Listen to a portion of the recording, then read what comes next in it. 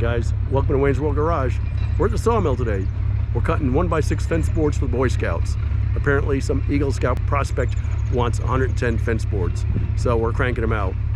Phil and I dropped off 9 big poplar logs, and we got 3 logs already up there, so we might be able to get them all done today. Thanks for watching. Alright, so our sawyer today is Doug. Doug's back after 7 weeks off, and he wanted to get back to sawing some lumber. So he's making fence boards for the Boy Scouts. And as it turns out, as you'll see very, very shortly, 3 of these logs showed up, and they look like they're okay logs. We weren't sure they're oak or poplar. Now we kind of think they're ash. Additionally, once you take a look at them, this is horrible wood. So we're getting smart. He did cut this one log, but the rest of them we just basically throw out and we'll make into firewood. We're thinking it's ash. Ash makes really good firewood. So hopefully somebody will split it and use it for home heating.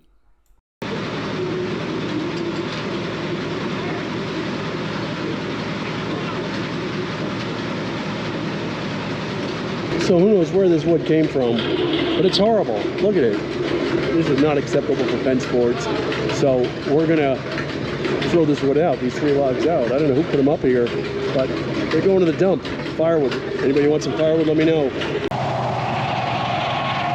So today's video is a little bit short because I can't take video and I can't run equipment at the same time. So guess what? I stopped doing the camera type thing for today because if you look up on the rack, there's 4 more logs there.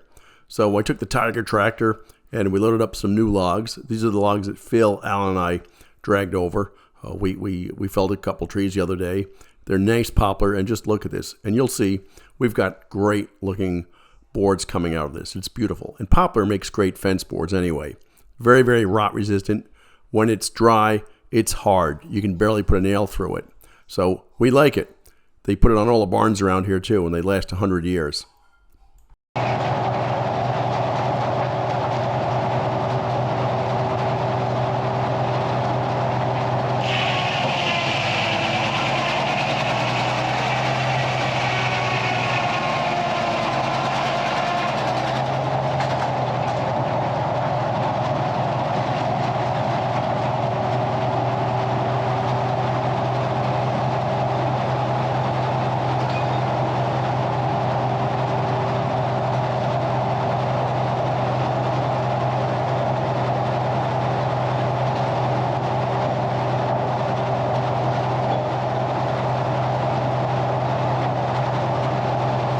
So if you take a careful look, Doug's got 2 nice cants to work with.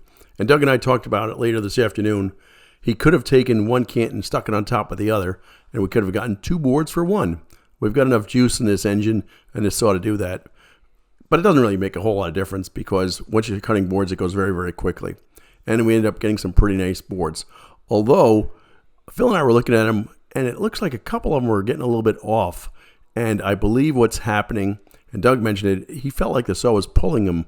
And if it pulls him, the carriage isn't moving, the track's not moving, but I think these dogs are loose. And I think what happens when the dogs are loose, the cant will shift on there. And I believe that's probably causing us some problems.